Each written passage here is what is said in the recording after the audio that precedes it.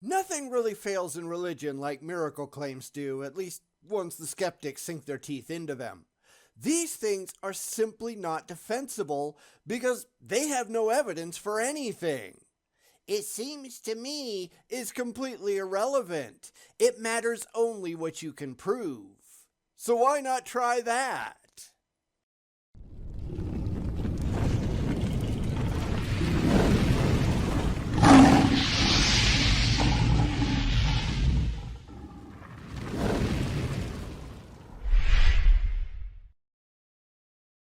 Today, we're going to finish up Randal Rauser's miracle video, and as I said last time, it's going to be somewhat shorter than normal because we let last week's video run on pretty long. Sorry about that. Considering that Randal's pretty much the only apologist I sort of respect, at least because I see him on the fast track towards atheism if he just keeps going the way that he is, I will have to say that this video didn't impress me at all. In fact, it really shows the problems with religious claims and why they fail to convince anyone with a skeptical bone in their body. I mean, beyond the fact that it is all just a thought experiment that isn't actually real and can't be independently investigated, it really doesn't do a whole lot, does it? But we see the religious telling a lot of tall tales, don't we? And that's to be expected. So let's get in there and wrap this up. That now becomes not just like the random rock floating on a lake that you see, but it becomes something in context that is meaningful, like the man who says, I will give you a sign that I'm a prophet, and he throws a rock on the lake that floats. In this case, the sign is you had just asked, God, if you are there, give me a message, give me a sign.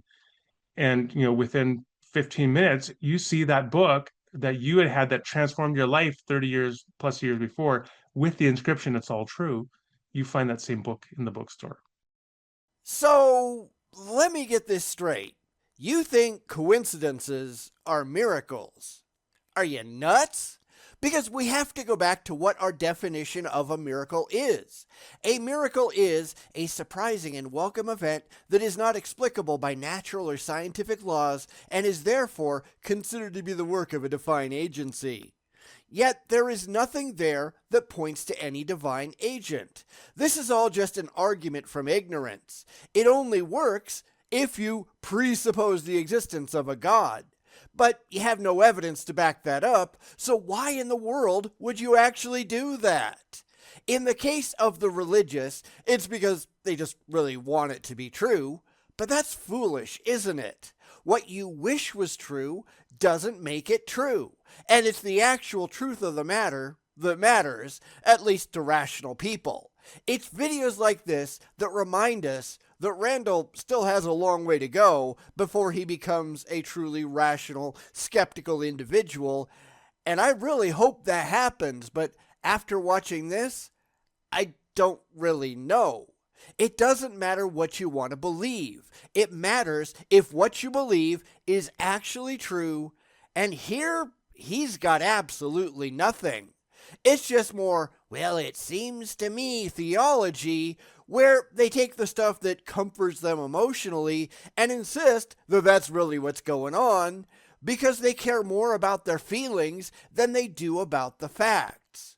And I'm sorry, Randal, but that's just dumb.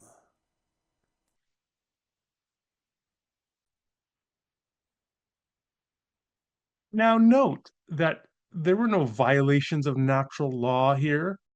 Which is part of the definition of miracle that we're going with. But that also poses a problem for the religious because even if something happens that appears to violate natural law, that depends entirely on our understandings of natural law in the moment, doesn't it? Nobody pretends that we know everything right this second because obviously we don't. We discover new things all the time. That means that any supposed miracle is only miraculous in the moment at which it appears to violate natural law. Tomorrow, we might discover that it doesn't. We learn new things every single day. So miracles, even with our given definition, they're not forever. There's always the possibility that we'll figure out that they weren't somewhere down the line. And that's a problem for the religious who are looking for things to be true forever and ever and always. But that's not our problem, is it? This is really why the definition that we're using, the most common definition that I found, really isn't adequate for the task, because it assumes that the divine potentially exists at all without any evidence in support. You can't just assert, God done it. You've got to be able to back that up, and the religious simply can't. God done it means no more than aliens done it. Both are empty claims until you can show that gods or aliens or whatever it is you're talking about are real and are actually responsible in some verifiable way. Until then, you've just got, we don't know, and this is emotionally uncomfortable for the religious and some non-religious people alike. Too bad. You don't even necessarily have a miracle. That's just an empty assertion that miracles happen at all. You certainly can't convincingly posit the cause of any of these supposed miraculous events because you've got nothing. So again, this is not convincing at all, Randal. You have to be able to do a whole lot better, and unfortunately, we all know you can't. This is not an event that has no natural explanation. It's perfectly easy to explain it as simply natural events. Then why do you feel the need to insert a god into it at all? Because you want to? That's not rational. This is why I keep saying that you have to keep an eye on the words that they're using, because they will constantly try to slip in their theology, and you simply can't let them do that. We have to insist on holding them to a much higher standard, because they will never voluntarily hold themselves to it on their own. It doesn't matter what you want to be true. It matters what is actually true, what is demonstrably true, what you have evidence to prove is true. And they have none of that, do they? It's why you have to be willing to ask the hard questions, and they simply will not have any worthwhile answers. Because they generally don't care, do they? Now, I'd like to think that Randal is different. I might be wrong, and looking at this video, yeah, I'm thinking maybe I might be. But the religious mind poison is a really hard thing to get rid of, no matter how hard you try.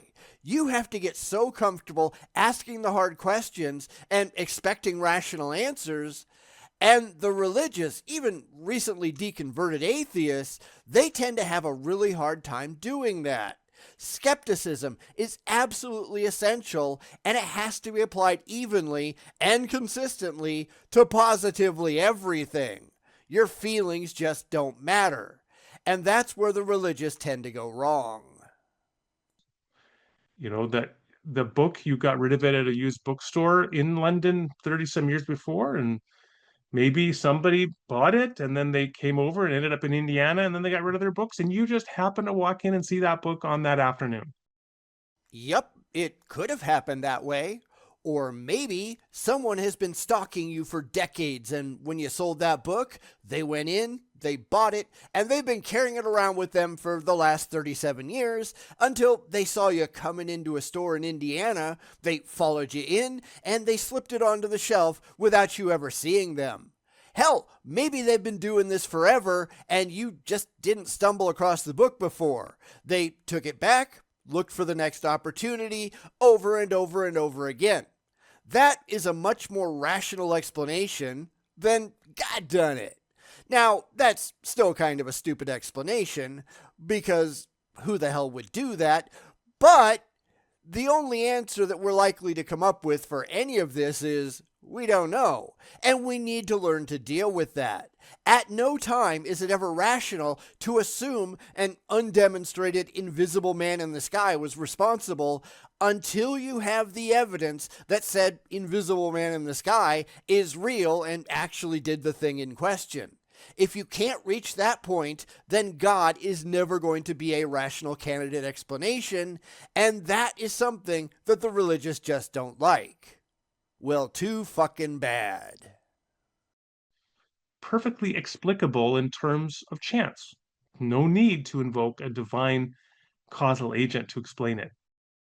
Then why are you doing so? That's the question that you really have to ask. Why in the world are you tacking God done it onto a perfectly natural event, even if it is hard to wrap your head around?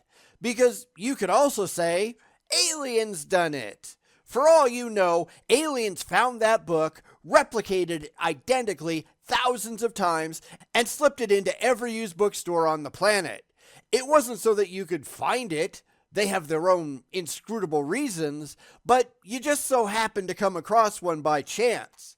Aliens are a better, more rational explanation than God any day of the week because they are natural. Now, you shouldn't believe that at all without corroboratory evidence, but it is a better explanation than God done it. You shouldn't believe that, or the stalker, or anything else without evidence. You sure the hell shouldn't believe in a God. It's just something for which we have no current rational explanation, and thus the only thing that you can say is, I don't know. Learn to deal. It's honestly not that hard. The issue is not that it has no natural causal explanation. The issue is the context. No, it's not. See, you're looking for meaning, but you can demonstrate no meaning whatsoever. This is the heart of, it seems to me, theology. You are looking for something that you can make sense of in some emotionally comforting way, and that is completely irrelevant.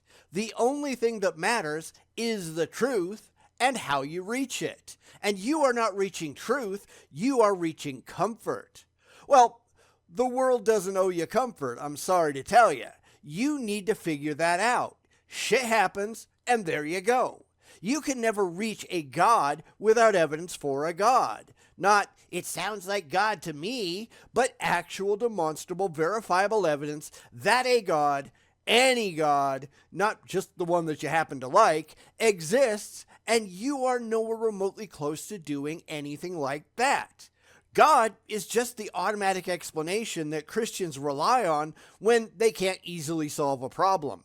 But guess what? Allah is the automatic explanation that Muslims rely on when they can't easily solve a problem. And Krishna for the Hindus, and body thetans for the Scientologists. I could go on and on and on. None of them have any evidence whatsoever, and no option is more rational or defensible than any of the others. Because they're all just dumb. You really need to learn to be better than that, and the religious have no interest. And that's kind of a problem, wouldn't you say? Which makes it meaningful, makes it a semeon or a sign for you of God's benevolent action. That's just the bullshit that you're pulling out of your ass because you really want it to be true, though.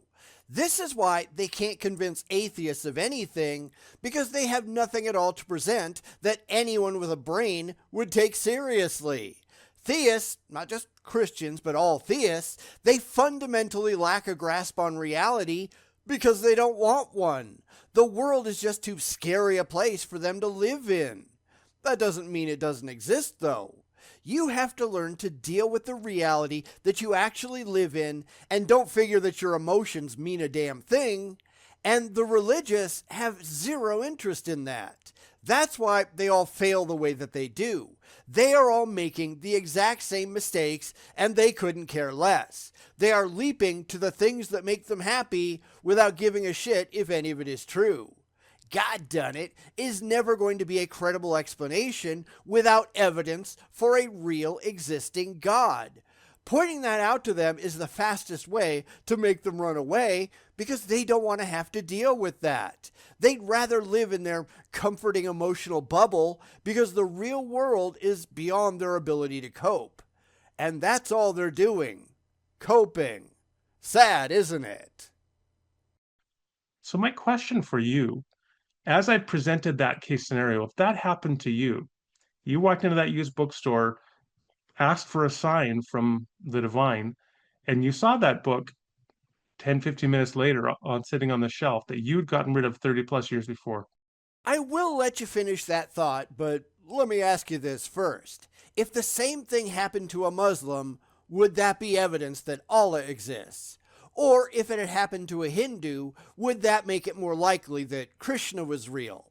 Because they tend to only look at things through their own particular religious lens. But virtually all religions claim miracles, right?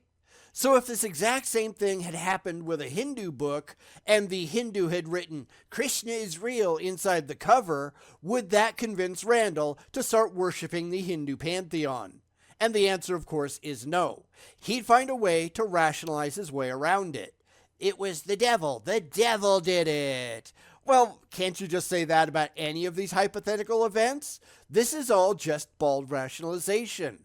The God that you believe in for entirely emotional reasons must have been responsible because the idea makes you feel good to think so. But that doesn't make it true. These are just stories that you tell yourself that don't demonstrably mean anything. Because, let's be honest, you really don't care. You just really want to believe. And that's still dumb. Would that move the needle in your skepticism? Would you become more open to Christianity? Would you perhaps even become persuaded that God exists or that Christianity is true? Nope, not at all. Because I'd be asking all of the questions that I've been asking this entire time. Questions that you, Randal, apparently refuse to ask yourself. Because I don't care about feelings. I care about facts, and if you don't care about the facts, then it's you with the problem, not me. There is a fundamental flaw in your epistemology that needs to be addressed. So address it. He won't, though, at least not now, because he really wants his religion to be true. Desire doesn't make truth, though, and truth is the only thing that matters. It just makes delusion, and delusion is all the religious are running on. You need to be able to deal with the reality in which you live, and the reality in which you live is not made for you. It's not here to make you happy. You need to figure out the truth and how you fit into it. But the religious just don't care. They are only after comfort, and if they have to lie to themselves and others to get there, hey, they'll do that in a heartbeat. I can imagine nothing so pathetic as that. Give me your answers in the comments below. I'm giving it to you in a video series. I have no idea if I'll go over and post links once this finally comes out, because that's going to be months after the fact, and he probably no longer cares. That's kind of the problem with the production schedule that I have. It's why I generally don't go back to the videos that I've done and post links. But, you could do that if you really wanted to. I probably wouldn't argue if you wanted to do that. But, I don't really do that. YouTube used to automatically do that, but they don't do that anymore. And that's a little stupid too.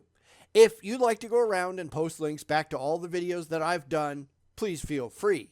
I'm certainly not going to tell you what to do, but I probably wouldn't be opposed. At the end of the day, you do you.